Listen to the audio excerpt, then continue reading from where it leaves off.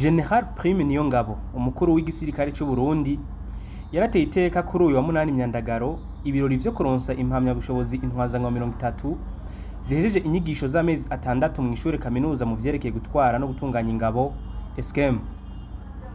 Uwo mugwi w'abasirikare usanzwe ugira 13 ugizwe n'abarundi gusa bari basanzwe barangurira ibikorwa vyabo mu bisata bitandukanye by'igisirikare cy'u Burundi ndetse n'abahora mu butumwa bwo kugarukana amahoro mu gihugu ca Centrafrique muco bita MINUSCA.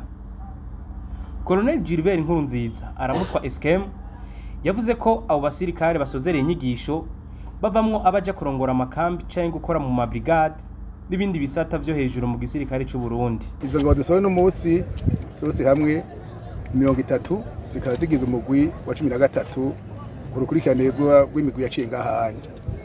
Ivyigwa vyo kwino shuri bimara amezi atandatu. Aho izo ntwazangabo tubaha ivyigwa bibafasha gutunganya amakambi neza.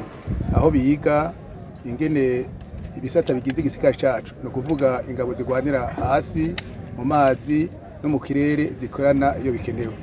Reka mbere turabaha n'inyigisho nziza cyane cyo bita leadership zibigisha ingene bazorongora aho bazobajejwe. Muri uyu mugwi nta bafasoni barimwo ariko imigwi yindi yari imbere harabonekamwo nk'umwe canke babiri ngira ngo murazi yuko mu gisirikare cacu abafasoni atari benshi cyane. Hanyuma uyu mugwi nta warimwe ariko nibaza gukurikira canke izokurikira yindi bashaka kuboneka.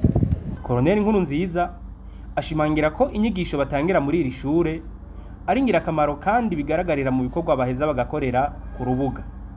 Twatekera impanuro zishingiye ku vyigwa twabigishije. Twabwiye tuti mugende mukurikiza ivyo twabigishije. Ivyo twabigishije byo rero birimwo ukuntu bazobana nabe n'igihugu n'ingene abazi bakoreye hose bo kwifata neza. Rero ntimuze mugira ubwoba abantu bafise ibikwiye kugira ngo baze gukorera neza mu gihugu eka no hanze y'igihugu. 12 imaze gushaka yose ishitse mu bene gihugu ishitse ku mirimo urabona karusho ugereranije n'abataciye ngaha. Hari akarusho kanini cyane rero abarundi bizeye yuko abantu bavuye ngaha bategerezwa kuba akarorero babizeye ko ikintu kiza cyane. Turabijeje rero abene gihugu bareme bari bose abantu intwazangabo zibushitse bikaza gukorana neza.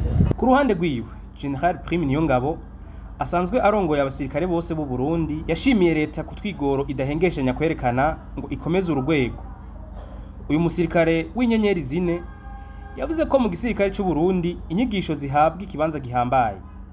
Ati amahoro n'umutekano bishingira ku gisirikare gikomeye cy'umwuga kandi gifise n'inyifato zibereye zo gukunda igihugu no gukora neza. Ivyo rero ngo ntibishoboka hatabonetse inyigisho zifadika. General Niyongabo yahamagariye abo baronse impamya bushobozi kubandanya basenyera ku mugozi umwe no mu bizokurikira, abibutsa ko ugushira hamwe kwabo ariko kwatumye basozera neza inyigisho bariko barakurikirana. Ishure rikuru SKM rifatwa uyu munsi nk'inkingi ikomeye mu buzima bw'igisirikare cy'u Burundi. Uwo mugwi ugira 13 w'abasozereye ivyigwa ni intambwe itabesha ko igisirikare cy'u Burundi kibandanya ciyubaka kinyamwuga.